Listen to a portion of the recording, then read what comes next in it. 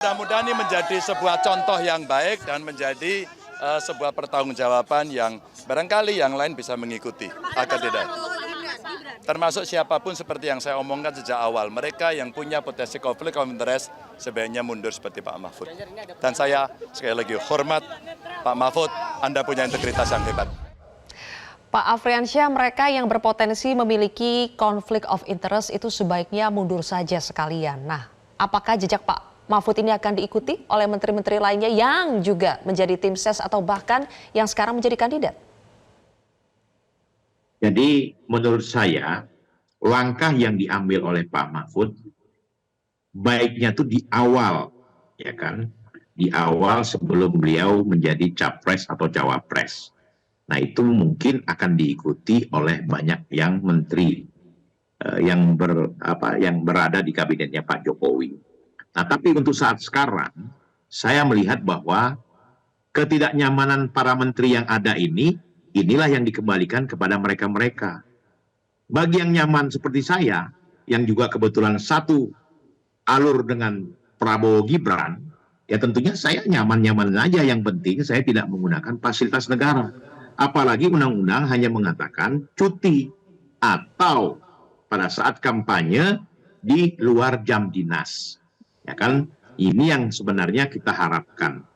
Jadi framing soal nyaman, tidak nyaman, ini tidak boleh lagi. Kalau ada 9, 10, 12 yang mau berhenti, saya rasa Presiden sudah banyak yang akan menjadi pembantunya sampai dengan bulan Oktober ini.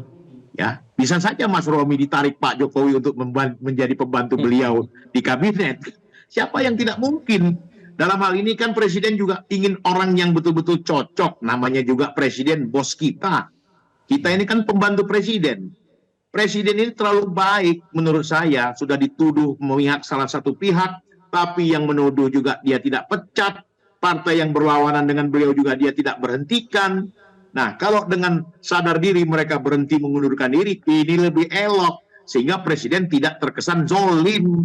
Begitu menurut saya Mbak Zilvia. Jadi sekarang ini tergantung hak masing-masing individu yang berada di kabinet.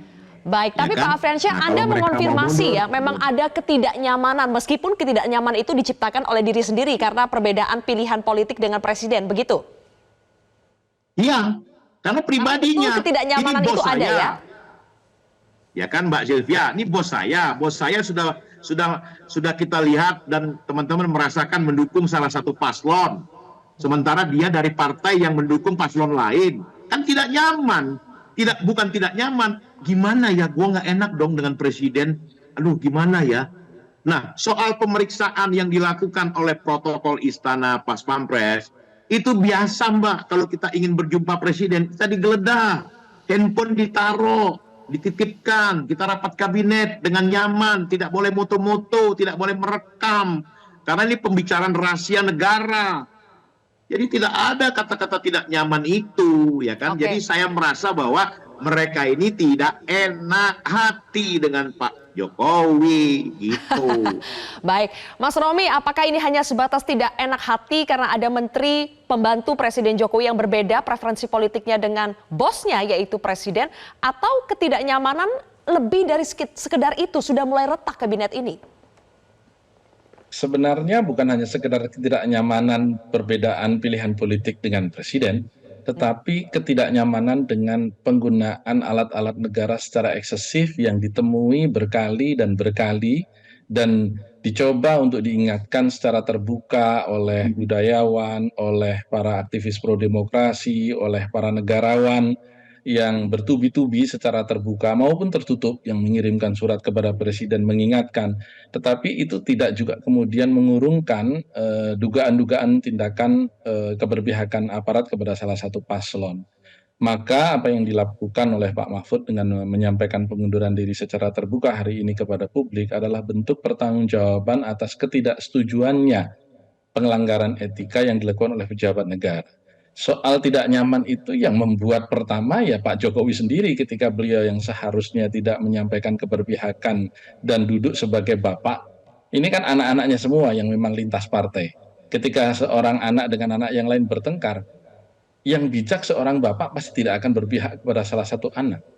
mencoba untuk melerai dengan tetap berdiri di zona netral. Tetapi yang terjadi kan bukan begitu, karena memang pintu masuk dari proses pencalonan itu sendiri sudah merupakan pelanggaran etika berat, sehingga memang ketika konstitusi saja ditabrak, ya seluruh aturan di bawah konstitusi akan sangat potensial untuk ditabrak. Nah, hal-hal yang membuat Prof. Mahfud selaku Menko Polhukam yang di banyak kesempatan ditanya, kan Anda sebagai Menko Polhukam memiliki wewenang untuk melakukan intervensi ini dan itu. Tetapi kan kita tahu bahwa kekuasaan itu kan merupakan kompartemenisasi.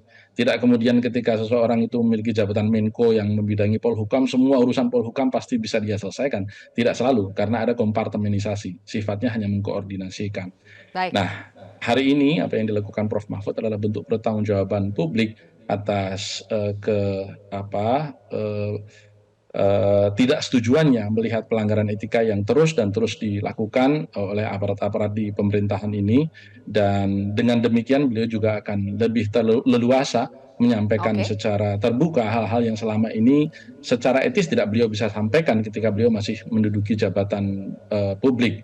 Dan meskipun yang sebagian ketiga, mengatakan berharap pengunduran bahwa diri yang Pak dilakukan Mahfud Prof. telat, akan Mas Romi. diikuti oleh pejabat-pejabat yang lain, karena memang demikianlah seharusnya kontestasi itu diselenggarakan.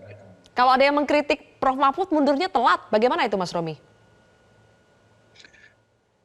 Bukan soal terlambat, karena tadi sudah saya jelaskan di awal bahwa memang harapan untuk melihat aparat-aparat negara ini tidak berpihak di awal-awal proses nominasi ini kan masih ada. Tetapi dari waktu ke waktu yang muncul justru bukan itu, malah sebaliknya. Contoh misalnya kemudian ketika kita melihat bagaimana bantuan langsung tunai yang dikucurkan sepanjang tahun ini itu justru hampir 2 kali lipat dibandingkan dengan bantuan selama COVID. Ini kan luar biasa, hampir 2 kali lipat jumlahnya, dan kenaikan dibanding tahun lalu 12%. Ini justru melampaui pertumbuhan ekonomi itu sendiri. Dan kita tahu persis bagaimana proses penyalurannya. Ketika misalnya saya ambil contoh di Gunung Kidul kemarin, Presiden mengambil titik yang hanya 1 kilometer dari tempat Mas Ganjar melakukan kegiatan, dan pesertanya pun terkondisikan adalah orang-orang yang kemarin Mas Romi, atau penduduk karena yang waktunya sangat terbatas dan sudah mau habis, saya akan berikan kesempatan terakhir sedikit kepada Pak Afriansyah untuk mengomentari sedikit. Pak Afriansyah, kesempatan yang sama. Juru bicara atau justru juru kampanye dari paslon tertentu yang memotong-motong jalur. Mohon maaf kalau begitu Bapak-bapak, terpaksa saya harus potong karena ternyata sudah harus azan maghrib. Mohon maaf sekali, kita harus sudahi sampai di sini. Jelas, Pak Afriansyah. Sekali putaran untuk Prabowo Gibran. Baik, Pak Romi, terima kasih sudah bergabung bersama kami di Prime Time News pemirsa. Jelajahi cara baru mendapatkan informasi. Download Metro TV Extend sekarang.